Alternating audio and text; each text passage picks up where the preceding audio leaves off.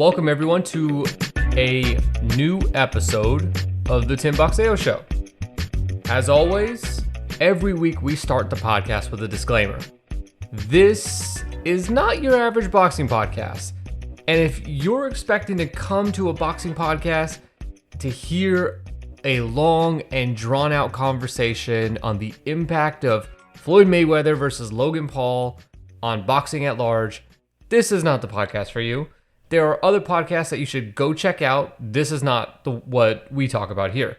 We're going to talk about club boxing, which is the level of boxing that most people take for granted, but really the entire sport is built on what's happening from guys who turn pro all the way up until they make it to TV or they're a little past their expiration date. So if you want to hear about all that stuff, you are in the right spot. Tim has got some great stories every now and again, but usually we hope that he's got one every episode. So if that's not what you want to hear about, no worries. Go check out another podcast. There are tons of great ones. I host one. We are going to bring a guest on today who also hosts one. You can check those out. But man, if you are up for the journey, here we are. I'm going to welcome the man of the hour. The, how should we say, a TC Boxing Hall of Famer, a guy with a 7.0 ratio on every boxing torrent site that I know of. Tim, how was your weekend? It was good. How's it going, Angela? I'm excited. I'm excited for this podcast. I have BoxrecGrey on. Plus, I think I streamed some events this weekend from places that in far corners of the world that gave me a better streaming experience than Showtime pay-per-view did. So, oh man. Well, you know, when there's only you and two other people streaming, it's a little easier for the server than what I imagine Showtime had to deal with, which for whatever that's worth. But man, we mentioned our guest. Let's just kind of say, who was our guest today? Yeah, so our guest today is Gray Johnson, better known as BoxrecGrey to those in the social media world and the podcast world of boxing. Gray does a really good podcast called the Unprofessional Boxing Podcast. One of the first ones I started listening to when I started getting really into podcasts.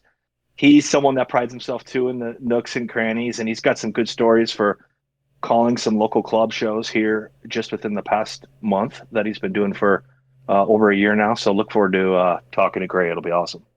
All right. But before we get to Gray, we're going to do our normal regularly scheduled show. So every week, we usually start with the story of the week. And this doesn't necessarily always coincide with a fight. But I think the story of the week was Floyd Mayweather. And that's not what we talk about here. So we're going to pass on that one. And we are going to hear, what did we miss out on? Was there any fight this weekend where you had, how should we say, blood and guts action? Or maybe somebody puked in the ring? I don't know. What do you got for us? Yeah, I got some good stuff this week. It was a really busy club weekend around the world. Like I think we talked about last weekend as we were previewing it. There's a lot of stuff going on. The first one I wanted to mention was, I am as much as anyone in love with the journeymen of boxing. I think 3 episodes or so ago, we talked about a UK fighter that was only, like 25 years old. He had about 70 fights and lost like 65 of them, but had only been knocked out once. Those guys are famous around the club boxing world for giving rounds to guys that are making their pro debut or just have a handful of fights and need to go rounds. They don't want to walk into the ring and just knock someone out in 30 seconds. And we had a match like that this past weekend with Brett Fido, who's 14, 65-5, and he fought debutant John Patrick Harker, making, of course, his pro debut. And this was on Friday in Yorkshire, United Kingdom. They being the UK, they hold these shows in car parks promoted by Dennis Hobson. And the UK is getting their first taste of this small streaming service that costs about €5 a month, but they are throwing shows every Friday. They're promising, and this past weekend they had one on Saturday too. So anywhere from 4 to 6 fight cards on a weekend for €5 is a pretty good deal, I think. They have a lot of shows up on This was Boxrec too already. yeah, they've been really diligent about scheduling ahead, and they actually stream a couple of free fights on YouTube before they go live on their streaming service, and it's a really well produced show as well. You wouldn't think it was something that you'd pay so little for. It looks like it as good as anything you'd see on TV, at least from a production standpoint. Well, these events are so far in the lower undercard, the last month or so, just littered with these guys that have the records of which I just described, like Brett Fido. And Fido, when he came into the fight, he had lost 17 in a row. So I found it kind of interesting. The ring announcer seemed really enamored with him, and maybe he's just someone like me who likes these journeyman type of guys. And I understand he has some skills, and the guy came to fight, but I think the ring announcer said, I introduced the dangerous Brett Fido. I think it's Fideo. I think I mispronounced his name. I apologize to Brett. But I got to say, like, no disrespect, because like I said, I love these guys more than anybody. When you've lost 17 in a row, you're not dangerous anymore, right? Like, I mean, What if he's dangerous outside of the ring? yeah, that could Maybe have he been mugged it. I somebody don't in the know. parking lot. Yeah, he could have. I mean, dude, I think we're blurring the lines between the guy that is going to go 4 to 6 rounds versus calling him dangerous. And they really kind of played that up a little bit. And then Harker, John Patrick Harker, making his pro debut, they mentioned he was a Yorkshire guy. So he's in his backyard, won a couple of amateur Yorkshire titles. So kind of, small regional stuff. But he had a decent amateur background, they said. And he hadn't been in the ring in 18 months. So that was kind of concerning. But the first 2 rounds, to me, Harker, these are super bantamweights. Harker's a big, tall, long super bantamweight. And to me, he looked nice and strong. He was fighting from a distance. I think already you can tell where my story is going here. But, keeping Fideo away, keeping the jab on point, and really some nice defense, too, he showed for a debutante guy. So after 2 rounds in 4-round fight, I've got him up clearly 2-0. Dave Allen's doing color commentary on the broadcast. He's got John Patrick Harker up 2-0. The third and fourth rounds were a little closer, and it was really just kind of a contrast in style because Dale kept just coming forward. I don't think he was really coming forward with effective aggression. He was just kind of walking forward and throwing punches. There wasn't really anything special about it. I thought Harker did a better job in 3 and 4 of fighting off the back foot, which he really wasn't doing in the first 2 rounds. So I was more impressed with the young kid making his pro debut that seemed to make a little bit of an adjustment and was taking a lot of punches on his gloves and things of that nature. And we got to the decision. I had it either 3-1 at worst. Excuse me, 4-0 at worst, 3-1 for Harker. And Harker was shell shocked that the decision was read because it was a 39-38 win for Brett Fido. And Brett, like I said, winning his first fight in 17 starts improves to 14-65-5. And when you turn on these shows, there's one coming up here this coming weekend. These guys like Brett are littered down the card, and you just don't see these guys win, for obvious reasons. And it was interesting, too, because it was a referee scored fight, which you see in the UK, especially on these undercards, 4 and 6 rounders. So no judges. The referee scored at 39-38 for the blue corner. Like I said, Harker was shocked. And, because it was just a 4-round fight, that was, I think, the second one on their streaming portion of their broadcast, of their subscription broadcast. they just kind of moved on. And I was like, gosh, I can't believe. I thought my guy John Patrick Harker got robbed in that one, but he's got a bright future. I think he'll do well. Well, I'll they look forward did to. try to say that he was dangerous. He stole a decision. Dude, joke's on me, apparently, because he was very dangerous. He won. So that's just something you don't see probably every. That's like a once in a quarter thing The guy's got when you see. 65 losses. Yeah, you don't see him win very often. No. So that was pretty cool. That was one. I thought I'd share that. It was a pretty good fight too. I really enjoyed it. If you're interested in ponying up €5, people are asking me for streams like crazy on these broadcasts. I'm like, dude, it's €5. It's worth it. Like it's good value for that. So that was one. This next one is better because it was the main event. In Philadelphia, we had two shows in the same arena back to back. Both were pay-per-views. Both were $20 a piece. One started at 3 Eastern in the US, and the other started at 8 Eastern in the US on Saturday. I watched both of them. The second one, the evening one, I think most people will recognize was headlined by Gents Plana. Gents Plana. I almost butchered his last name. No surprise for me. Gents Plana, who was 8-3-1, headlining versus Brandon Robinson, 15-2. Super middleweights in Philly. And people will probably recognize Plana's name from Showbox the start of last year. I think it was. He came Plana's 27. He, in the beginning of 2020, fought a Showbox fight against someone named Kevin Newman, who he was supposed to come in as the B-side for. Pretty well-matched fight, but this was a fight where Newman was in the red corner and supposed to take the win. Plana upset him, took a pretty clear decision. But then he went on in 2020 and lost two back-to-back 8-round decisions. So he was coming in off of two losses. And, Robinson's a guy who's been on 4 straight wins.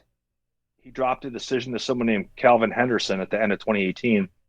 But he was the headliner of the promoter show here. And I got to tell you, a pretty damn tough fight to take because Robinson did lose this one. It's a tough fight because Plana is so awkward. I mean, he's got a really difficult style. He fights in the orthodox stance, but he keeps that lead hand down along his leg. He doesn't keep his jab hand up, and he's long for a super middleweight. Whereas Robinson, kind of short and stocky for a super middleweight, pretty traditional guy, doesn't do anything really great, but just has just overall solid fundamental fighter. And I got to tell you, it was so easy when you watch the fight to see what was happening. It was one of those fights where it was just playing out right in front of your eyes. Like Plana was just doing such a good job of using his range and his distance, where Robinson just couldn't figure out what to do. So Plana would either beat Robinson to the punch, beat Robinson to the jab, and just be a little quicker and jab while he was jabbing, or he'd take the lead, one or the other. But either way, he was at a distance where Robinson just couldn't figure out how to get inside of him. The third round, they had an accidental clash of heads, pretty good cut opened up on Plana. And it looked like it was going to be trouble. It was only the third round of an 8-round fight. It was a nice cut. And they did a really good job of maintaining that and keeping it under wraps. By the time we got to the 7th round, it seemed pretty clear that Plana was on his way to a decision. And Robinson would have to do something. Right at the end of the round, about 15 seconds left, Plana threw a kind of a wild overhand right, followed with a shot right to the gut.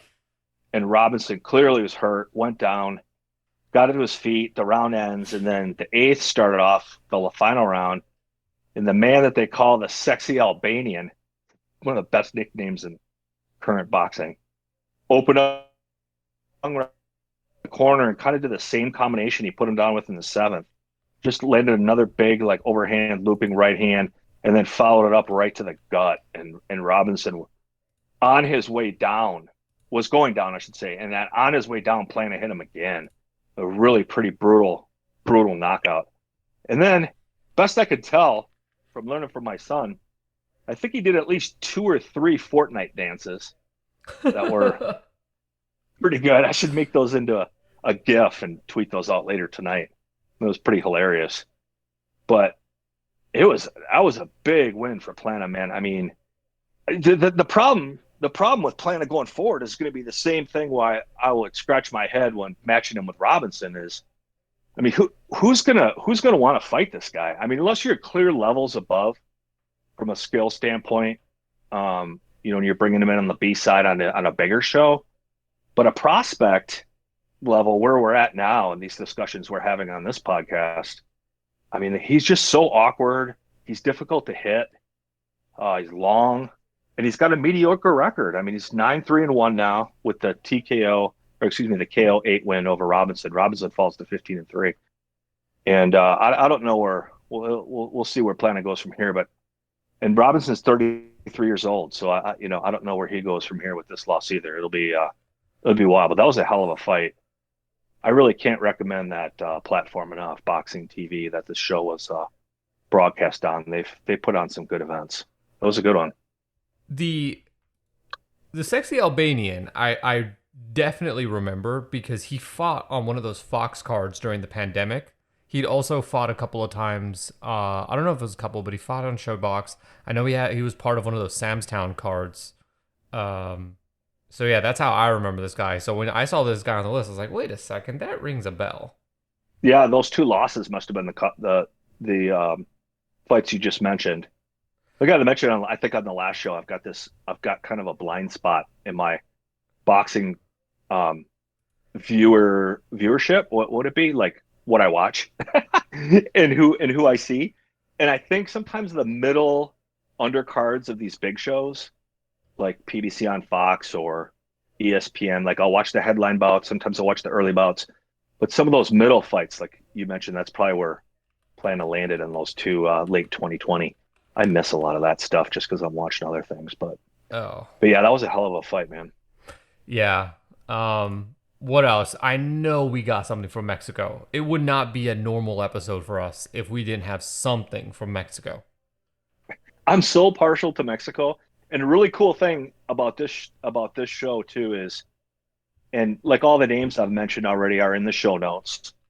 So if you want to look any of these guys up, but you can watch this knockout and a couple of these fights by clicking on the links in the show notes for today's show. That's what's really cool about what I'm about to share here. And I'll just make this one quick because I don't want to break down the whole fights. But Thursday in Sonora, Mexico, there was an event on Facebook, and there was nothing else on Thursday night. Not that I wouldn't have turned it on anyway, but I was like, well, let's see what this is about. Pretty nice broadcast. Like it was well done. It was good viewing. It wasn't someone holding their cell phone vertically. So it was really nice. But on Boxrec, there really wasn't anything special that would have guaranteed you were going to see some good action. But there were three fights on this card that were really, really good. The first one was Jose Ruben Paez versus he's 13-2-1 versus Juan Veloz 5-5-2 welterweights, and I have the link to the fight here. It was a 6-round fight that I think when the year is all said and done is probably going to be in the discussion for what I would consider my club level fight to the year. And the announcers remind me of if you ever tune into Box Azteca really late on Saturday nights, and Julio Cesar Chavez Sr. and a couple other regulars are on there, and they're literally just talking 1,000 miles a minute and screaming into the microphone because of the action in the ring. That's what watching this fight was like, and it was really good, really good. And then there's a 4-rounder with a 19-year-old named Hector Astorga Jimenez who was 3-0, and he fought a bit of a club level journeyman named Martin Quevedo, who was 1-4-2 lightweights. That was a great 4-rounder. I have the link in there for you. And then the main event was 24-year-old Cesar Soriano, 17-3, 10 KOs, with a monster second-round knockout of Yurik Mamedov, who was 13-2, and that was the main event. And I have not only the knockout, but the Boxrec for you to see there too. And just overall a fantastic Thursday night. I couldn't have been more happy. I watched most of it and then had to catch some of it on replay, but it was fantastic. Mexico is really hard to beat, I got to tell you. I mean, from volume, style that most guys employ, it is hard to beat. I saw a couple of things. Well, one thing in particular that was on my radar was the Ajit Kabayel and Kevin Johnson fight. Now, I would never watch this fight because I know what I get when I tune in to Kevin Johnson. So, are you about to tell me that after watching 12 rounds of Ajit Kabayel and Kevin Johnson, that I was wrong to not watch this? You were in the right. You're right, Angelo. I was wrong. Did he just lay on the ropes and like just absorb punches, throw one or two back, and then move a little bit, and then go back on the ropes? He actually stayed off the ropes Oh, in this fight. But okay. the reason why it wasn't that good is Caballero, I couldn't believe it, but he really moved around the ring a lot for a big guy. And I say I couldn't believe it. I thought Johnson was just kind of following him around slowly around the ring. And I thought, all right, by 8 or 9, I think it was the 6th round, Johnson landed a pretty good uppercut and followed up with some heavy shots. The round comes to an end, and I'm like, all right, Caballero is not going to be able to keep this pace up where he's moving this much for a heavyweight for 12 rounds, and he did.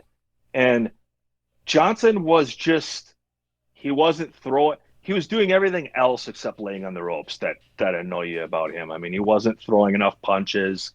When he got his guy hurt, he didn't always really kind of try to capitalize on it. Overall, it was a really lackluster fight, and I really wish I wouldn't have watched it.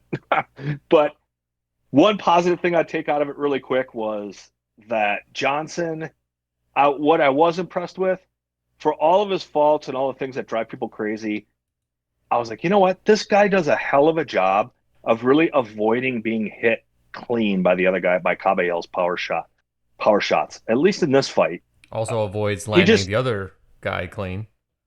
Well, that's why he can never win, right? That's why he never wins any of these. But I mean, for a guy that's probably taken in a couple $100,000 for a fight like this, maybe, who knows, maybe even a little bit more, and really not getting hit clean, I guess I can see why he's continuing to take these paydays. He does a pretty good job of staying out of danger, but he's not going to win many going forward. So, yeah, you were right, man. I regret that. I got a decision. rule: no Kevin Johnson. Yeah, that's an easy one to stick by, I think. What else? Hey, let me tell you two more before we eject out of here. One, this came to light for me after we wrapped up the podcast, which was last week, which was heavyweight J.D. Chapman, 38 years old, actually fought in Arkansas this past weekend. The name may not ring a bell because, I don't know, maybe most people listening to our show weren't following boxing the last time Chapman was in the ring. I mean, you talk about long layoffs. This guy hasn't fought since 2008. Oh, wow. And that is quite a while. That's a long time, man. He was 29-0 with 26 knockouts and was kind of that club fighter who was ready to make that step, like, gosh, is this guy any good? He hasn't fought anybody. He's 29-0, 26 knockouts. And then he retired. Because he got drafted by the anyway, Twins? I know, apparently. He sounds like a baseball player. J.D. Chapman, that sounds like a baseball player. Yeah, it does. Left field. So he came back. I did some research on this and got some information from some friends. Apparently, he was training for a July fight, and they had to fill this heavyweight spot against a guy named Tony Lopez, 1-2, in Arkansas. And he took the fight and took a 4-round decision. So he wins the fight after 13 years out of the ring. J.D. Chapman moves to 30-0, 26 knockouts, and will fight on. So I guess we'll see him sometime again this summer. And then, last but not least, heavyweight 50-year-old Roberto White. This was the story of the week last week. 20 wins, he moves to 12 losses, 3 draws, with 20 knockouts as he stopped Tijuana's Derek Cardenas, El Vikingo, in just about 60 seconds in Atlanta. And I watched this. It was like, I mean, you should watch it because it's 60 seconds, but it's also not very good. Where did they get his opponent from? Was he just You like just tossed waiting in that line at the softball. DMV? Yeah. Oh, I thought you were just tossing a softball down the middle for me. He's from Mexicali. His last fight was at Big Punch. Oh, well, all right then. He Yeah. probably was waiting in line somewhere, and they asked him like, "Hey, could you want to make $200?" And in his last fight, he looked pretty durable. So yeah, this was disappointing. I don't really want to say anything more about it than that. Makes me Well, look dumb. I was so excited for this fight. Gosh, I was so disappointed. well, that's two fights this past weekend, and they were both heavyweight fights that just didn't quite live up to the hype. Yeah. Speaking of not living up to the hype, I believe that there was a former world title challenger who was back in the ring this weekend. There was. This news came to light after we wrapped up last week's podcast too. It wasn't on the Boxrec schedule. Got a little bit of buzz. I think it was on Friday. The fight was on Saturday, if I'm not mistaken. And former world title challenger Edison Pantera Miranda fought in his home of Colombia on Saturday in a heavyweight fight.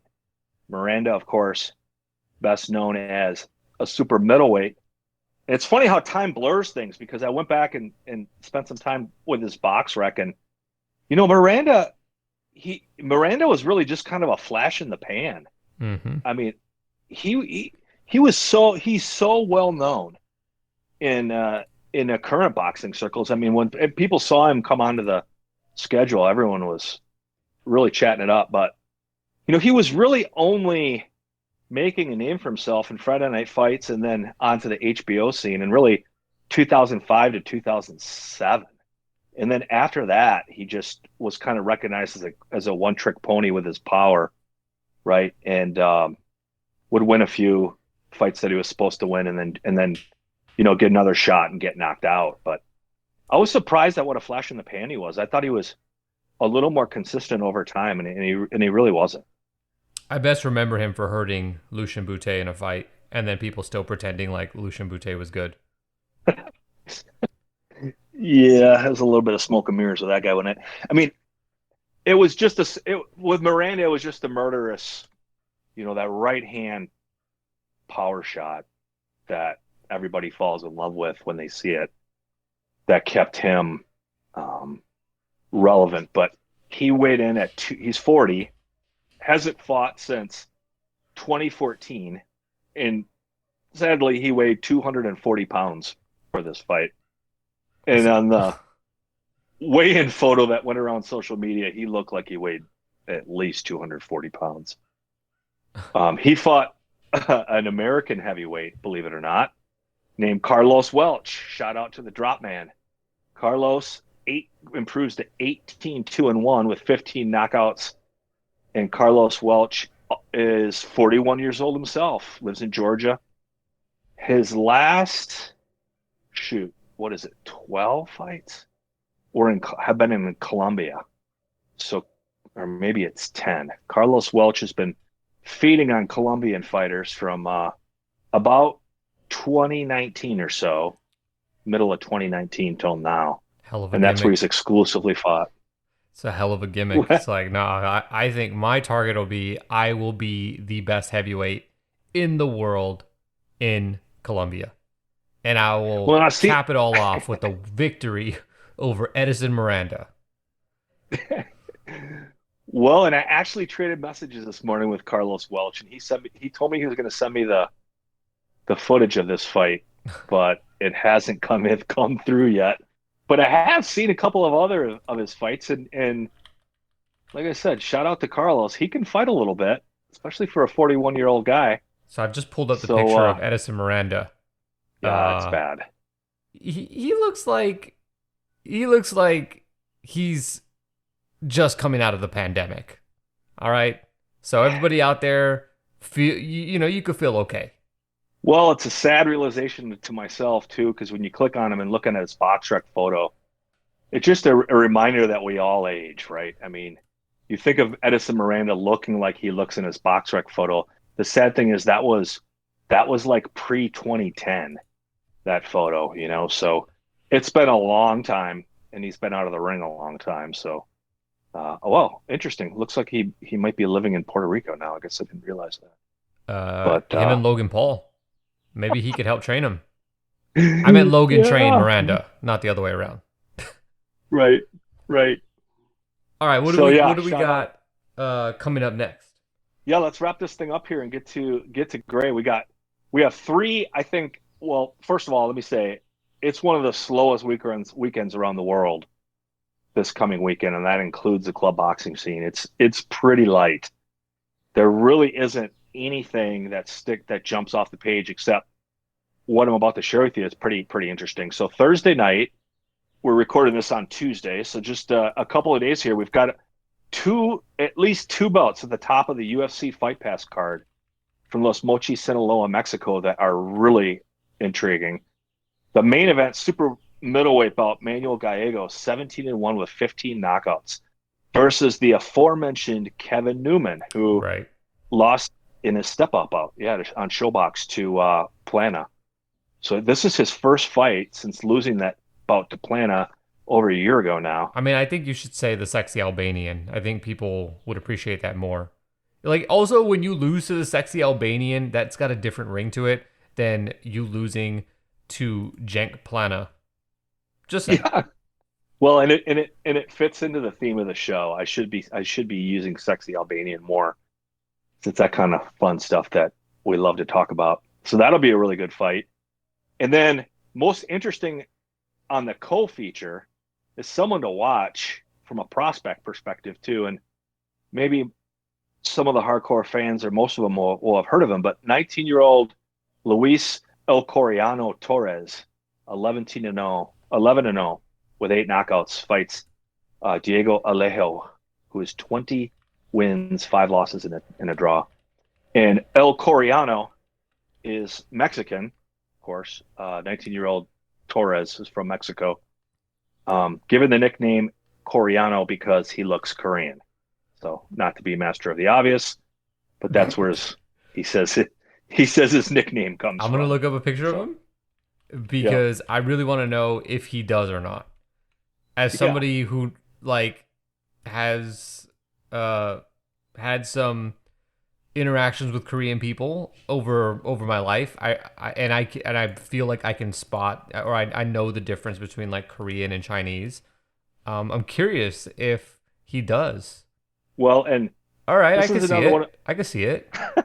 And this isn't me being racist. This is where he says his nickname comes from. And I just got to say, I feel like that's one of those things that can only exist in boxing. Like, you know, the third baseman for the Twins is not going to be nicknamed El Coriano. I don't think that would last very long in the mainstream. Yeah, only in boxing where you'll have a boxer whose nickname is Chino, Yeah, and it's like, yeah, it's this guy, great. he's the Chinese.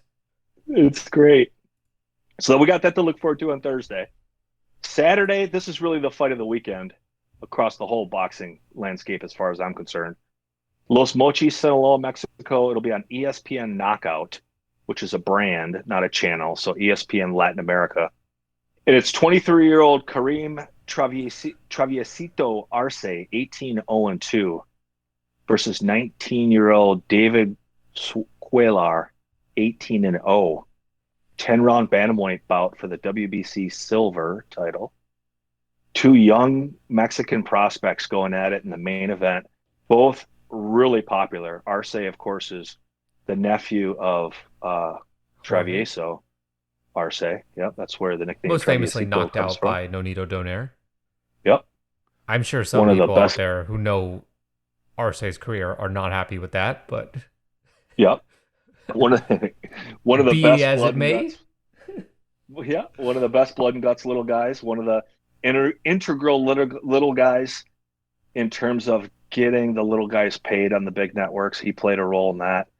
And so his nephew, Kareem Arce, against David Cuellar, would be a hell of a fight. I'm really looking forward to that. That's Saturday night on ESPN Knockout. And I can help you watch that if you need to. And then last but not least, this is what I'm most excited about, but I'll keep it quick and we'll switch off to Gray.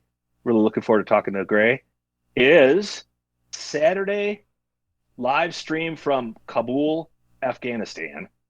We have a mega card pitting Afghanistan versus Pakistan. And not to take another shot at Showtime pay-per-view, but once again, when I went and looked for a stream for this channel, it was playing crystal clear without any problems straight from Kabul. So I actually was messaging with the president of the Afghan Boxing Council over in preparation for the show to get some more information, make sure it was going to be streamed. And I watched some of the guys that are on this card on their previous fights that are up on the Afghan Boxing Council YouTube page. And some of these guys are good fighters. It should be a fun show only because I've never watched a live streaming show from Afghanistan. It's called Knockout Night. We'll see. From Kabul. What? I said we'll see. Yeah, Knockout Night with auspices of peace straight from Kabul. So I can't wait. They're doing Afghanistan versus Pakistan, but it's in Afghanistan. I wonder if Pakistan negotiated into the deal that night 2 or round 2 is going to be in Pakistan just to like have home turf, just like they're giving away to Afghanistan. We can only hope. All right. That really sounds interesting. Also, I think there's like amateur stuff going on in preparation to the Olympics that pits countries against each other. So this is like right, like on cue with what's going on right now in the world. Absolutely. All right. Well, let's talk to Gray. Yeah, that is the weekend. So let's welcome on, as the aforementioned BoxrecGrey. Gray, I'm going to invite you to speak, so you're going to have to accept that invitation. BoxrecGrey is the host of the Unprofessional Boxing Podcast. He is somebody who works closely with Boxrec. And let's just make sure your sound works. Can you say something? Yeah, can you hear me? Yeah, we can hear you. Hello, welcome. Hello, what's up, guys? Thanks for having me. All right, first things first. We're not going to go easy on you here, all right? I'm speaking on behalf of Saul Farah and the entire Bolivian boxing community. Can you explain to me why none of these cards are on Boxrec? Yeah. He's got 55 wins that you are not giving him credit for. I know. I'm sure he's got wins at Bridger Way too. So I guess it's a good question to start off with is why are some of these countries not on results not on Boxrec, right? And Bolivia is a pretty good example of that. I mean, I think what it comes down to is I'm not always privy to these conversations. I want to make that clear. I'm more of just I handle all the stuff in the U.S., but I am on a lot of email chains. And what I kind of gathered from my limited translating is, a lot of countries, unfortunately, when they have sent results to Boxrec in the past, they may have been some things that we found out were fake, never happened. The IDs we were given may not have been legitimate. So, unfortunately, the circle of trust between Boxrec and Bolivia was broken a few years ago. So I'm not sure what Saul Farah's role was with that, but I believe that is a result of the commission and Boxrec. Something happened there where there's no more trust. So all these results, unfortunately, do not get put on Boxrec as a result. You expect me to believe all that? Yeah, that's what happened, man. The circle of trust got broken. I will be consulting with Saul on this. I don't believe this for a second. This is clearly a campaign by what's his rival's name, Tim? Who he won't fight? The guy that he beat like 100 times. No, not that one. No, the one. The one who's like 50 that he is fighting. Everyone talks about the 19th of June being the the Super Bowl of boxing, and no one mentions this Saul Farah versus Pedro Tabarez. Yeah. Oh, okay. This is a way for Pedro to like get one over on Saul. It's mind games, is what I'm trying to say here. Jeez, Angela, what a way to welcome the guest. Just flame him right from the start as if I have to defend the honor. The honor. To be fair, it looks like I'm looking at Boxrec now, and it looks like they put results up from a show in Bolivia back in May. So there might be a chance that this gets up on there at some point. You never know. I'm not gonna promise you guys anything, but I know I know he's got 72 wins. I know he looks great in those when he's doing shadow boxing. So We need to make sure those wins get up there somehow. Yeah, his Bridgerweight title fight is up there, and as well as his defeat in losing the 10+ year reign of Bolivian heavyweight title against Marcos Vizcarra is up there. That's pretty new. That's nice. I'd like to say that my updating of Saul Farah's Wikipedia page might have contributed to that, but who knows? Who knows? Wait, so it's very possible. Tim, you're out here possibly spreading like some fake news, which is then seeped into boxing's official record keeper. Is that what you're telling me? Dude, it's not fake. It's not fake news when I watch this stuff with my own eye. I watch this stuff. You wouldn't be the first one to get one over on Boxrec. I'll tell you that. Oh my gosh. 20-year history. I know, So, shocking. Another question on behalf of Saul is, when is Boxrec going to officially recognize the Bridgerweight division? Oh, so that's a good question. So they've already kind of started because they pulled all the guys that are ranked by the WBC in Bridgerweight. They're actually not rated at heavyweight on Boxrec, if you've noticed. So wow. Good. Get Michael Hunter out of there. Exactly. So if you're gonna, that looks, I guess the owner's decision was if you want to be rated by the WBC or Bridgerweight, Boxrec refuses to rank you at heavyweight or cruiserweight. So you're just you're not ranked in any division right now. So that's why Saul Farah has no division ranking, because he wants to compete at Bridgerweight. So when will that officially be added to Boxrec? I don't know. That's a lot of the editors are kind of, there's a lot of, as you know, there's several editors on Boxrec, and everyone gets a voice. So I guess we have to have a vote on it at some point. I don't know, but they are pulled out of the heavyweight ratings. So that's step one. Well, if you guys need some help, here I don't have a voice. It's just Tim. So if you guys want to adopt that model, would be willing to sell it to you. Sure. The one person decision model. Yeah. the dictatorship model that Tim runs here. Sometimes the owners just decide, so it can be a bit of a dictatorship for sure. There are certain things on there that I'm not wild about, but I'm just a volunteer. What am I gonna do? Great. Tell us what are some of the things that you do with Boxrec, so people can have an understanding of what you do with the website. Absolutely. So Boxrec has a pretty close relationship with the Association of Boxing Commissions. That's kind of come into fruition in the last, I don't know, 5 years or so. And a lot of the features that we've been focusing on for the last, like 5 years has been just little things to make the Association of Boxing Commissions in the United States like happy. Just a lot of back end stuff that we do for them.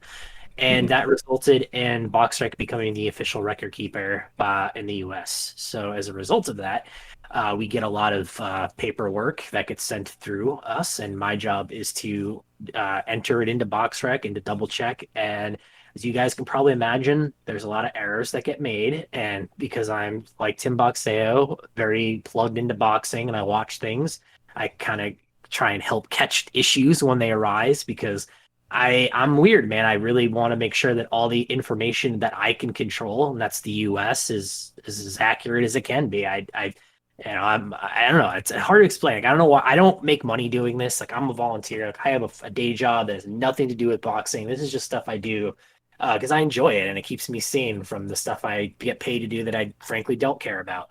But yeah, it's just a lot of basically communicating with the commissions and making sure everything's accurate. I put things up on the schedule as well for the most part. Entering a lot of amateur boxing results. I've been doing that lately because we started adding those to Boxrec.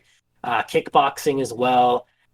So yeah, I always suggest features and help the owners test stuff too. So I've been there long enough that I feel like I have a trust level with them, as opposed to maybe some of the other editors. I don't know, but yeah, that's mostly it. I'm just kind of like a middleman, I guess, for the commission. That's like my biggest job. When are you guys going to put in the results from the Brawl for All tournament?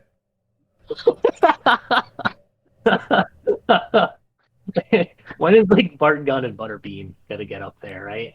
It's a fair Technically, question. that was a real fight. It was a real exhibition. Yeah, I mean that was like, That's what people don't realize. That was super, like, just like Logan Paul and Floyd. Like, that was the same thing, basically. Judges, referee, they had to get that sanctioned too by a commission. This is kind of funny. But yeah, we don't do exhibitions, so that's why Floyd and Logan Paul is not on Boxrec. Oh, That's why. hey, hold on. But Marco Antonio Barrera and Jesus Soto Caras is on there for Saturday night. Okay. So I know, and that's because so sometimes the commissions are allowed to put their own fights up on the schedule, which I actually don't mind because it's one less thing I have to worry about. Plus, they're the ones that can if a fight gets taken down or a fight got canceled or something, they're the first ones that are going to know about it, not Boxer. So I don't mind them adding things to the schedule, whatever. Gotcha. Yeah, I did notice that the Barrera us fight got added, and I was like, dude, I know that's not a real fight. Like, what's going on? They're like, yeah, we have to come do it for paperwork purposes. So I'm like, well, I understand that, but like, people get the wrong impression. They think that Marco Antonio Barrera is fighting a 6-rounder this weekend against a shirtless man in a casino. Like, what's going on here? But yeah, that will be deleted off this weekend as soon as it's over. That's not going to be like official or anything, but I know so people don't really get it. I'm like, you can't put exhibitions on there. That's like a decision that was made years ago on Boxrec to not put exhibitions on. So, you know what people will be interested to know too, like, because you watch a ton of boxing. A lot of times we're watching the same stuff. Yeah. And people will say to me, like, I'm, just because my wife always jokes like, dude, do these people know you're sitting in your boxing in your drawers, in your boxers, just like watching boxing? Like, what? Why are they asking you questions? I'm like, I have no idea. So they'll say to me, well, we just saw this fight. Like, why isn't it updated on Boxrec yet? It happened this morning, right? So what is like the flow of information? What is the right way to update Boxrec? I mean, these people, do they send you faxes? I mean, how does this stuff come in? Yeah, no, that's a really good question. So, like, it depends on the relationship with the country. Like, US, we know we're going to get those results officially. So, but there's a comfort level there where, like, if I see something on TV or I see, like, you're tweeting about fights, like, that are on club shows, that are on streams, like, I'm just going to put the results up there because I know they're going to get verified in a day or two. Usually, Gotcha. Everybody in the US has to send their stuff in technically on like by Tuesday. So if the fights happen on a weekend, we're supposed to get it by Tuesday. That doesn't always happen, let's be honest. But we try and get all of our fights verified under a week's time because we send them a report that the ABC gets a report and it's like, hey, these are all the guys that fought under suspension. These are the guys that didn't have licenses, so they know if there's any like leaks or issues that came up or mistakes. So that's why I'm cool with putting results of fights up from US like immediately because I know I'm going to get those reports. Can I say that about every country? No. Mexico, what's a great example? They have, I think the problem with Mexico, Tim, and you know this, like there are hundreds of commissions in Mexico. Like it's crazy. And city by city. And some of them are better than others. Some of them are all more honest than others. And we've had a lot of issues with Mexico, a lot of places in Mexico sending us results of fights that never happened, B, getting fake passport and ID photos that look like McLovin, and I'm talking stuff that's happened like recently too, like this isn't like over time. Like we've been burned by certain commissions in Mexico over and over and over again. So it's to the point where no one is excited and wants to deal with it. and especially like putting like fights up on the schedule, it's to the point where no one wants to deal with it that I have to ask you, Tim, what's going on?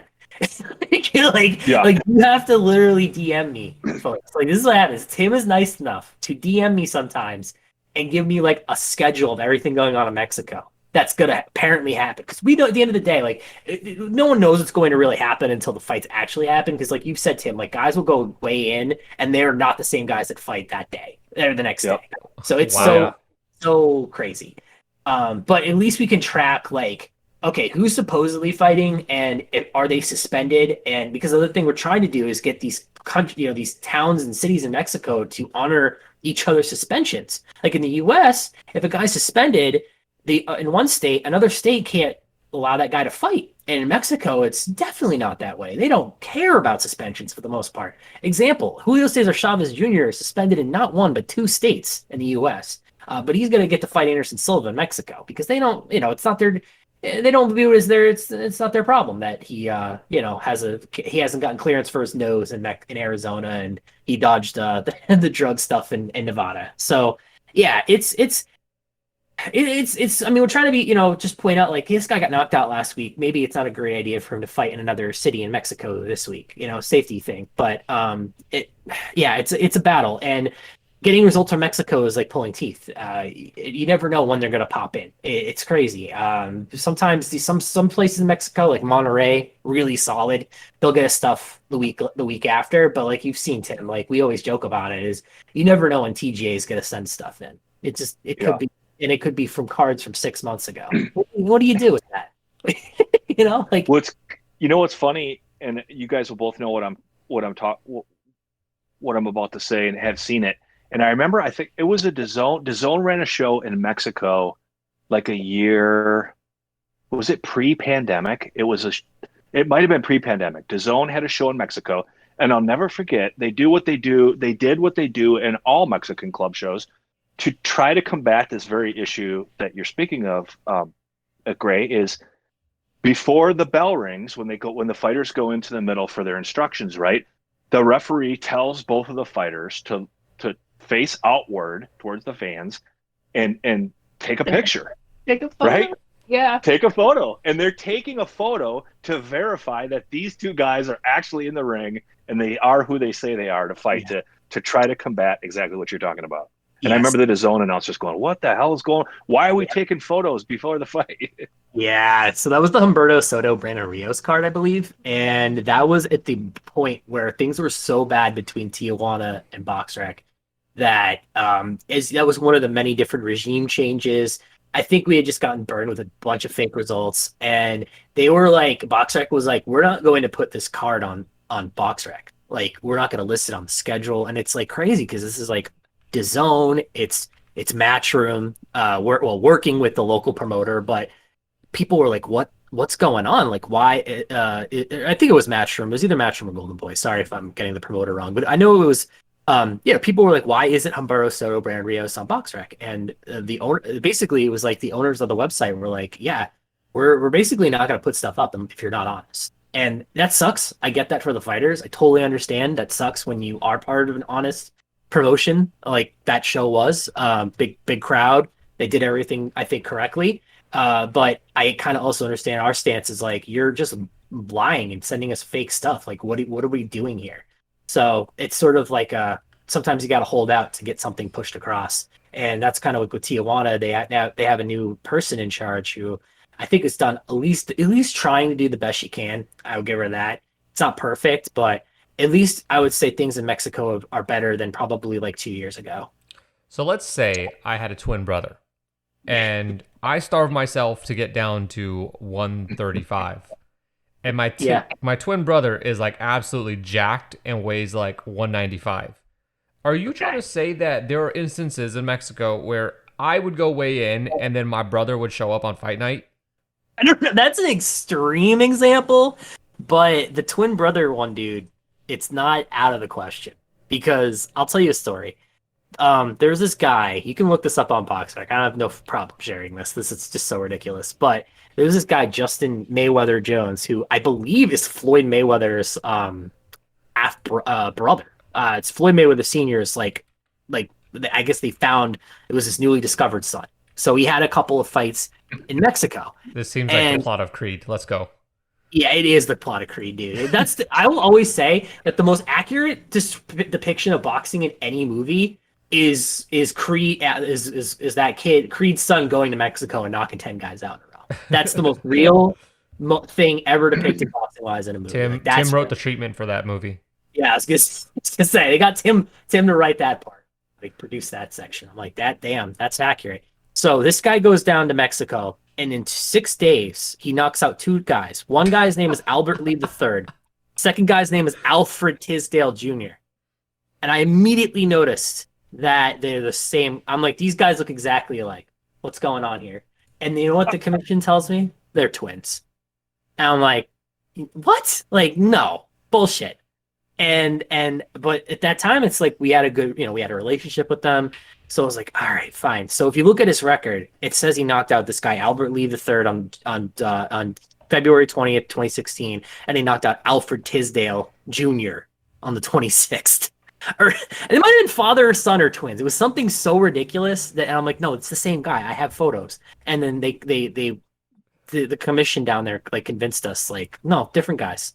So this is the stuff you deal with, man. What are you gonna do? Then you're gonna punish every other promoter in Tijuana who might not be doing this. I don't know. It's not neat. I don't think there's an easy answer for it. So both Albert Lee and Alfred Tisdale have not fought since being knocked out in 2016 by one Justin Mayweather Jones, which also sounds like the greatest fighter name ever. He's like the heir of Floyd Mayweather and Roy Jones Jr. Yeah, exactly. Like, what a story, isn't it? And then it's a shame he's kind of hasn't really followed through with the boxing career that much. Well, I do from time to time, Tim. You know that Devin Haney is a frequent target of mine.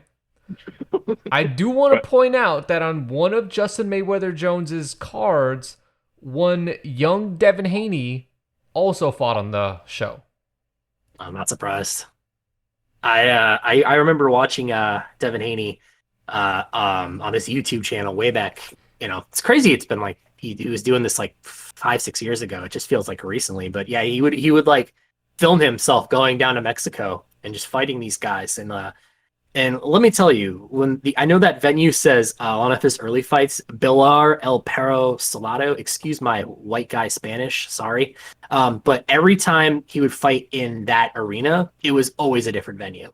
Like he was not fighting in the same place. Like the places looked drastically different. So I don't know what Bilar El Perro Salado really is because it was a lot of different places according to his YouTube account. Chris Lovejoy made his pro debut on the other one. Did he really? Yeah. I just looked it up on Yelp, and apparently it's closed, sadly. Oh, but rest in peace. Yeah. It looked like sometimes it looked like he was in a gym. Sometimes it looked like a real venue, but it was never the same place. But it would always be listed as that on the reports. So what are you gonna? You know what I mean? What do you do? You email him back. Hey, can you? In my terrible, translated Spanish. Hey man, I was on Devin Haney. You ever heard of Devin Haney TV YouTube? This doesn't look like the same venue, so it's just I don't have time to do that stuff. Well, Gray, you've not only you're deep in the trenches in Mexico, oh yeah, but you've spent some time now commenting, doing blow by blow, color commentary, all the above with Boston Boxing. Yep. Up in New Hampshire. And I first got turned on to Boston Boxing actually not too long ago, maybe just 2 years or so ago, when I started to follow you on Twitter, and they gave you permission to basically live stream from your cell phone because they weren't live streaming. Yeah. And you were live streaming on Twitter from your cell phone. Yeah. And I was watching and like, oh, this is great. And I just remember these shows being exactly what I experienced back in the early 2000s going to club shows. Shout out to Corey Rapiz with guys up in the upper Midwest in the local scene, just rowdy shows, people having a lot of fun, good, solid, well-matched fights. And that was kind of my introduction to Boston Boxing. So, sorry, long introduction to say, just tell us a little bit about your experience overall on calling those shows here and how that all came to fruition. Sure. Yeah. I just became friends with the promoter because we just emailed each other to update the Boxrec schedule, and I got results from him because New Hampshire Commission, well, that's for another episode, but they're just an interesting group of people. But basically, yeah, we became buddies, and I was going to his shows just like in the crowd, and I said, hey, do you mind he was like, yeah, can you update the results, because you're here and you're from Boxrec? I'm like, yeah, sure, no problem. And I asked him, like, hey, do you care if I stream this stuff on my phone? And he's like, yeah, like I'm taping this stuff, but I'm not going to put it on YouTube for weeks. So if you want to live stream it on your phone, feel free. So that's kind of where Tim and a couple other people started watching these cards in New Hampshire. And yeah, they always take place at this it's called the Castleton Banquet and Conference Center in Wyndham. It's usually during it's not hosting boxing. It's like a wedding venue. It's a wedding factory, to be honest. But they draw really well when there's not a pandemic. I think, about 1,000 people can sit in there. And they're doing shows again this summer. They're going to run 3 straight Fridays, July 23rd, 30th, and August 6th. And hopefully they're going to all sell out. But yeah, just based on me just kind of being there, calling fights on my phone, the promoter just asked me, like, hey, we're going to be doing shows in this gym during the pandemic. Like, do you want to call them? And I said, sure. I have no experience doing this, but just want to let you know. But I'm happy to do it. And like a lot of things that need to happen need to be on the cheap. So he said, sure, I'll take your help. And they ended up doing 4 shows in this gym and also in Wyndham called Southpaw Boxing and Fitness. Shout out to them, awesome people. It's a gym that's located next to a garden center and a Dunkin' Donuts. So it's that's just literally in the the Northeast. Yeah, that's the Northeast. Yeah. And there's like a batting cage there too, so it's small venue. But yeah, man, it was really fascinating. Being able to call fights. I think anybody. I'm sure it's a lot of people would love to do it, and it's my dream too. And I guess watching on HBO and DAZN and all these ESPN and Showtime, you kind of have an image of what calling a fight's gonna be like. But let me tell you, when you do it on a club show, it's not like you don't get makeup, you don't get prep. You're basically here's your desk, here's a mic, and oh, by the way, you're next to the dressing rooms, so there's chaos happening behind me and around me while I'm trying to call 15 fights that are just like a revolving door. Tim, this is it's sort of like Big Punchy in the sense of okay, get the guys in the ring. All right, we got the first round knockout. All right, announce it. 5 minutes later, those guys that are fighting next, they better already have their gloves on and their tape ready to go because they're going in that ring. And there's no entrance music. It's just go, go, go the whole day. And what's great is you can bang out 15 fights in about 3.5 hours. So, but yeah, it's definitely strange, man, just having people walking around me while I'm trying to call fights. Sometimes you get fighters that are just frankly don't understand what's going on. I'm like, no, dude, I'm on YouTube right now. I cannot talk to you. I've had one guy glare at me because his fight fell through and he demanded to get on the air and rip a promo about his opponent who no-showed. And I was terrified of the individual because he could definitely beat the shit out of me if he wanted to. It was Robert Bricks, wasn't it? It was not Robert Bricks is a sweetie. Can we talk about Robert Bricks real quick? Yeah, let's do, it please. Was you can't tell me that wasn't Robert Bricks who was there to rip somebody's head off. No, dude, Robert Bricks is a nice guy. He drives in so he's from New York and he's super reliable, guy that comes in, doesn't care who he's fighting.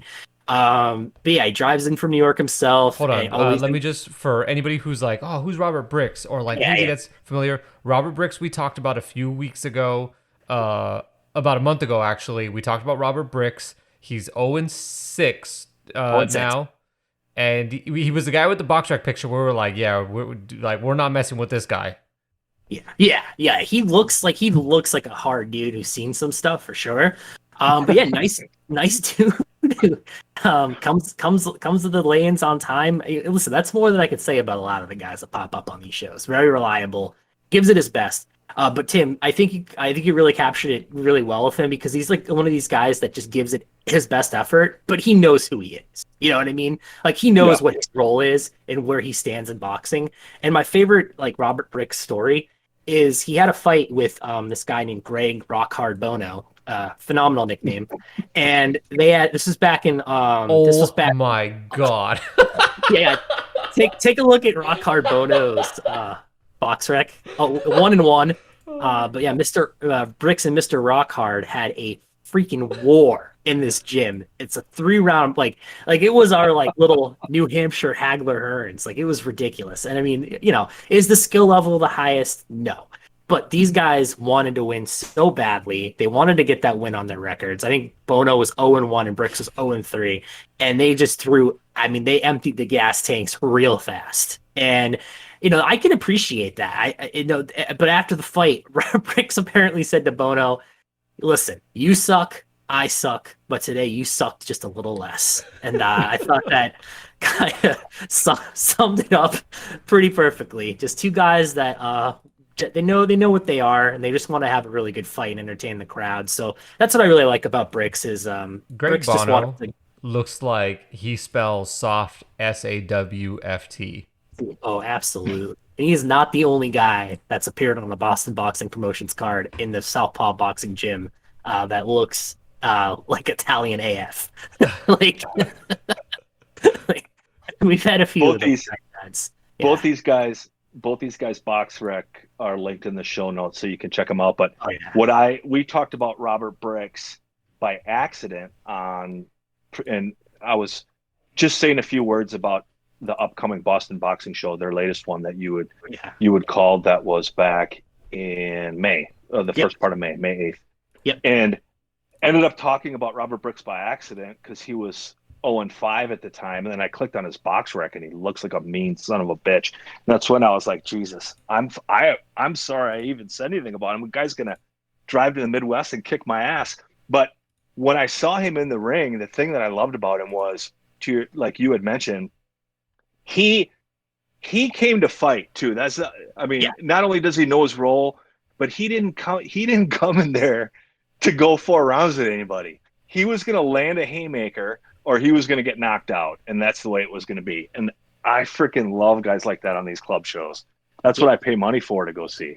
Yeah, I mean, listen, these are the shows where are there going to be first round stoppages? Yes, absolutely. But I'd say majority of these guys just go out there knowing that they have enough in the tank for 1, maybe 2 rounds, and they're going to go for it, and they're willing to get stopped to at least try and get the win. So that's what I can appreciate. Now, I'm not saying every guy that loses on the show shows that much heart and will, but for the most part, I would say, yeah, the people on these cards do at least try as much as their skill set allows them to, and sometimes that's not going to give them a big window to win. There's one guy we joke, it's just, he gives you a great 60 seconds. That's what you're going to get out of him. That's most and then of after us. that, yeah, like a lot of people. But he's got to get winded fast. So it is what it is. So you had mentioned some of the experiences with the fighters of being around the dressing room, and I have to mention one quick story that we traded DMs about because I laughed my ass off, because you could hear a lot of, when you were doing the commentary, you could hear a lot of the guys chirping at you in the background. And I'm not trying to hide the guy's name. I literally can't remember which fight it was. Like you said, there were so many fights that day. It's okay. But one of the guys won, and he leans over to the ropes. You could see him leaning over the ropes, yelling at you. And he says, you can hear him on the microphone say, 2 years, I'm fighting for a title. And Gray's so awesome. He says, yeah, you keep at it, man. Keep working hard, which is just the perfect thing to say. But that comment was so funny. I laughed my ass off. That guy did not win, first of all. That guy lost. Oh, did he not win? No, he did not win at all. He got knocked out brutally. Not brutally, but he got busted up. And dude, like I said, there's just a lot of these. I'm not trying to trash anybody, but there's just a lot of dudes just wandering backstage. And I just wonder to myself, how did they get to the arena? How are they getting home? Like, I don't know. Like, I have no idea what the situation is with some of these guys, because this guy legitimately just had no idea that I was like, I have a headset on. I clearly have a monitor. There's clearly a YouTube, feed going, and none of this is registering to him. None of it. So I'm just like, I can't, I'm not trying to be a jerk to him, but it was just like, dude, you've been trying to talk to me for like 5 minutes. I'm calling a fight. I don't know what you want. Like, I'm sorry. Why don't you just like bring an extra mic, and if they want to talk to you, be like, all right, we got to do it on the broadcast here. Well, that's the thing we do. So it was me, another person, and then we had a third mic, and that was when that guy was glaring at me several times, and I realized he wanted to cut a promo. I said, well, we have a guest mic, thank God. So I just let him go off on his opponent, who, to be fair, he had weighed in and he bailed out the morning of. So I got why he was pissed. That happened this past Saturday too. And he found out he wasn't getting his full punch. Well, so he wasn't. There you go. If you were at Big Punch, you could have just fought him. I've also seen fights happen that definitely that get made at the weigh-in. It's incredible. Certain states won't let you do that, but God bless New Hampshire, man. That's all I'll say. God bless. What is it like? Have you ever had to deal with like, the bigger name promoters? Um, I just through email mostly. Like I don't. I've like been a guy. I guess frankly, like I've kind of like operated in the shadows, and like I didn't really. I love the idea of calling fights and stuff, but it never seemed like anything I wanted to take too seriously because I never wanted to make boxing anything in my career, and I was just happy to just be behind the keyboard, to be honest, and just email with people, maybe talk to a couple promoters on the phone occasionally. I would say I've had more conversations, Angelo, with like matchmakers of major promoters than I have with actual promoters. I'm just curious, like, what's it like is there much of a difference between like, say, a Nick DeSalvo and if you're talking matchmakers like a Roberto Diaz? Yeah, I mean, yeah, I saw like Brad Goodman for sure. Like Nick's a great, like I know Nick personally, such a great guy. I think there's just certain, they all get the game. They're all always looking for opponents, and they're trying to make cards happen. Like that's like the one common denominator, I think, and they'll do whatever it takes. But some guys are definitely a little more intense than others, if that makes sense. Yeah. Have you ever had a matchmaker? You don't have to name any names. Sure. But have you ever had a matchmaker come to you and say, "Hey, do you have anybody like around this range in Boxrec you could point me to?" Yes, definitely. All right, Yeah. now who was it? I thought you were going to say in your neighborhood. Is there anyone like down Yeah, the in your block? neighborhood. No, I mean people have people picked my brain for opponents and said like, hey, like could you get me in contact with this guy? Do you know anything about him? Yeah, definitely. I'm not gonna name names, but sure, absolutely. Yeah, because there are times, at least from like a viewer perspective, and I would say as like an educated viewer, like I can see the difference between like they looked on Boxrec and they found a guy who had an 11-0 record and there's zero substance behind it. Yeah, people should be picking Tim's brain too, honestly, because like he's I mean, Tim, there's not, and a lot of times, like, there's no video on a lot of these guys, right? But Tim's probably has to have seen video on most of these, especially US fighters that you're like, who the hell is this guy? He's fought only on club shows. So, yeah, sometimes they'll ask me if I've heard anything or, and I'll kind of mention like, oh, he's found on this guy's show and that usually means this, you know what I mean? Like I can kind of help put people in the right direction if it's like worth their time or not. But yeah, like the Tims of the world should be the one getting their brains picked if they've seen video on a certain fighter, because for the most part, it's like just with the streaming going on, it's like, especially with these club shows, like Tim, I think you're the only one that's buying all of them. So you've seen a lot more than 99.9% of boxing fans. Oh, thanks, man. The problem I have is I can't remember what I did like an hour ago, so I have to keep good notes. Well, that's why that's why you put the results on Twitter. I mean, like honestly, you do. I am able to get results on Twitter for these club shows faster than ever because of Tim. Seriously. So I appreciate what you do, man. Look at that. Thank you, man. I see you two guys like work really well together because I feel like Tim 100% is going to give you all the information you need. But Gray, what you bring, and not to say that Tim doesn't, because you did not tweet out explosion, fire in the ring. You didn't tweet that was Tim. But I do find that your Twitter has a lot of cool little stories and anecdotes that are more of the narrative based. Yeah. Yeah, I would say like I'm not gonna say like I'm the super industry insider or whatever, but like I know we already have one of those. Yeah, I was gonna say B10 has a ton of those. That know way more things than I do before I know. Trust me, it's incredible. But I like to think that like I'm a little bit plugged in a bit, and like especially the shows that I work, especially like the New England boxing scene. Like I know the background on a lot of things, so I can at least bring that to the table. I always look at guys' Instagrams and see how they're training. But again, Tim, you're so good at just like you're able to identify like fighters in Mexico for me, because you've seen them before. That's so helpful. And I just enjoy like you just recapping fights, and you always know exactly which ones like people want to hear about. So you do a nice job like picking going through and picking out the fights of the weekend. So I think you do a really nice job of that.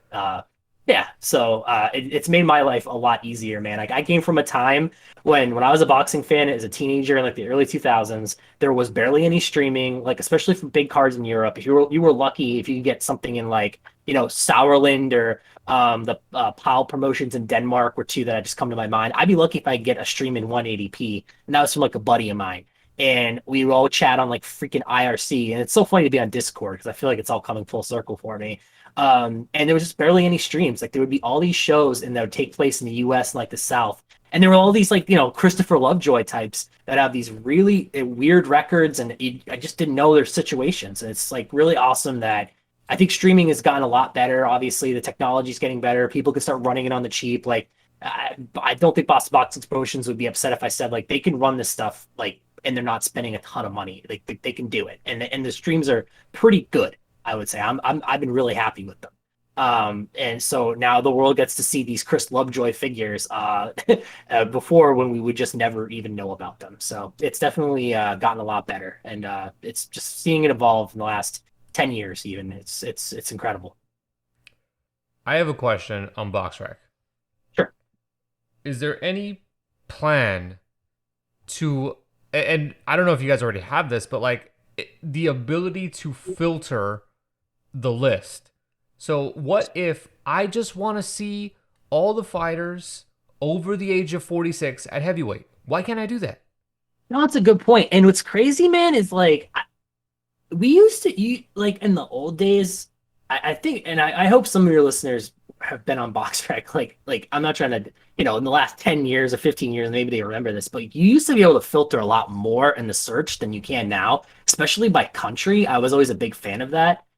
You could kind of do that now with the ratings, I guess, but there was a lot more to it. And I think the one of the things where I think Boxrec ties kind of, keep in mind, like it's a mom and pop operation. Like it's the people that monetarily benefit from it. They're very few. It's definitely like a couple people helping with coding and stuff. And I think that code, it's like so old and there's just so much they've done with the site over the years that like what happens is they'll put a feature in and something else breaks and it's so frustrating and things just take so super long to get implemented. And I think like a better filter would be a start. I'd like to see an app on the phone, obviously. I know the site's a little bit better on cell phones than it used to be, but God, it wasn't mobile friendly for years. So yeah, it just stinks like that it takes so long to get features implemented. But like I said, they spent the last 5-6 years. Only features they would do were for the Association of Box Commissions, to be honest, to make them happy. So now they're trying to get better about putting features for the fans. And one thing they did do is they put so if you could score your own fights on Boxrec and you can tweet them out, and they have like a code or whatever, and it looks kind of cool. I know. Wow. I need to see all the active 50-year-old heavyweights in the world. That's what I need to see. Roberto White, and I don't know who else, but I'm sure there's a few for sure. There's somebody who at least challenged for a title in like 2004 that's still active. There's got to be. Yeah. I don't know if he's a heavyweight, but isn't Firat Arslan from Germany? He's 50. And he just fought fairly recently. Did he? Jesus. Yeah, I'm pretty sure. Firat Arslan. I mean, his fights with Marco Huck were good. Yeah, a decade ago. Yeah, I was gonna say, but he was challenging. He had been challenging for belts. Oh, he fought Virgil Hill, who was also probably 50 at the time in 2007. Forgot about that. Holy crap! Jesus. Yeah, so there you go. I will listen. I will take your input, Angelo, and we'll see if we can get that 50-year-old filter for you. Otherwise, I don't know. We're gonna have to buy Boxrec and overhaul it. Listen, man, I gave you the email address. You got to put that offer down. I don't know what the site's even worth these days, but sure, it's got to be six figures. If somebody's monetarily benefiting from it, there's obviously value, I think, to be had. Yeah, I mean, they have the amount of money they make off of advertising. I imagine it pays for server costs at least, if not more. I don't know. Again, I don't know. I'm not the owners, but I know it's at least enough to keep them going. So, Tim, what did you send me? Phoenix Boxing. What is this? Oh boy, what do we got here? He sent me this Phoenix Boxing. What is this? No, it's the I don't know is the first answer. The second answer is it's the Tijuana commissioner. I don't know if she's starting her own promotional What? outfit or what. But Oh She's yeah, I see now. You should have said it's your lady, yeah, uh, it's your woman. it's the lady boxer. Alejandra. Yeah, Yeah, Alejandra Alejandra. Ayala. She's starting her own promotional company, and she's the commissioner. There's no conflict I of don't interest. know. Don't even start. No. I think it maybe it's just some sort of branding. I'm not sure. Oh You know, boy. speaking of streaming boxing, we were gonna talk about that, Angelo, but maybe in avoiding the length of the Sunday Puncher podcast. Oh, don't start me. Maybe Don't start on me with that. We try so maybe we hard. maybe we should have Gray back in a month or so. We can talk more deeper about streaming. Sure. Yeah. Yeah, that sounds good. Well, let me just one quick question. Why Yeah. did Frank Warren Box Nation? Why did that never get put on Boxrec? Oh, great question. The Poland card, right? So No. that was In general, Box Nation was never on Boxrec. oh like you can't search by Box Nation. Yeah. Yeah, that's a good one. I think it because there's beef between the owner and Frank Warren. That goes back many years. This has got to be like a 15-year-old beef. I remember Frank Warren tried to sue Boxrec for stuff that our posters were putting on our message board, and yeah, this is actually a real thing for like in like libel laws in UK are insane. They're nothing like the US. So I remember the joke was that we changed Frank Warren. Anytime you would put Frank Warren's name on Boxrec, it would automatically change to the word allegedly. Oh So wow. so yeah, it's a long standing beef. I mean, I'm like one of those. I've been an editor for a really long time, but I'm not like on the message boards all the time. So I'm sure if there's like anybody out there on Twitter who's like a Boxrec message board vet, probably can reminisce about this. But there's definitely beef between Frank Warren and Boxrec. I It's real. never participated in the Boxrec forums because I remember like thinking about it, considering it, and then I look in the message board and there's somebody in your message form shitting on me for a take I made on my podcast. And No way! whoa, why? This is uncalled for. Wow, that's so funny. Yeah, like I I never, I mean, I'm on there, but I don't post. Like, I used to just only post on secondsouth.com. If anybody remembers that, that was the big one. That was the one back in the early days. Tim's gonna say it was him who did it to me. was gonna say I know that guy, and I remember the conversation. He was right. Oh no, he was not right. No way, he was not right. You're gonna get people pissed about that Jorge Arce comment. I'm telling you right now. What Jorge Arce? Oh, that he Yeah, got that most famously known for losing to Donaire. Hey, listen, 2021 is a year of Nonito Donaire. You can't say anything bad about him, and he gets credit for everything. I'm sorry, but that's just what it is. You should have said popular reality TV star Jorge Arce. That's what he's Oh, I best don't known even for. know about that. Oh yeah, he was on like Big Brother, I think, in Mexico. Wow. Okay. Yeah, Uh, yeah. Tim, Stu sent me the link to the guy I was thinking of. I was thinking of Elvis Tirico earlier. Oh yeah, of course. That's He's who undefeated. he is, and he needs to fight Farah. Oh, this guy. Wow, what a Boxrec photo. 47 years old. There's Perfect. no shot he's 47, by the way. No shot. No way. Hey, Tim, this is a question for you. Shout out to Stu. Before I go, what's the most chaotic? What do you think is in term Mexico, Dominican Republic, and Colombia? You've probably seen fights in all three countries. What is Right. the most chaotic atmosphere in general? Like when you watch a card where you're like, oh my god, anything could happen at any time. Like in those three countries, what do you think is the most chaos energy? Come from I think Colombia seems the most unsafe on like the really tiny club shows where like Carlos Welch and Edison Miranda fight, where that's something different, but like a little bit higher level than that for me, I think is the wildest. But then also I would throw like Tanzania and Ghana in there, where the main event's going down and their guy wins, and the ring just gets flooded with people. Like there's no security around those rings, zero. So anyone who wants to jump in the ring and lift the guy up and carry him around the ring, it's great. It happens all the time. It I just feel feels like very unsafe. I feel like for Tanzania too, like if that one promoter who does Fight TV didn't do such a good job of his Yeah. shows in Tanzania, I feel like the other Tanzania cards would never get entered. Oh, I Like know. like he's just the saving grace. Oh, I know. And some of the lower level Tanzanian stuff that isn't streamed live but only uploaded after the fact to YouTube that I've shared on Twitter is just Oh, pure gold too. oh. I mean, A common just Tanzania a common Tanzania trick is what they'll this is you remember the Prince Patel fight that was like a draw? I think it was earlier this oh year. yeah. Last year. Hmm. They cut Yep. off I'm sure you've seen the video of it. They cut off the announcement of the decision.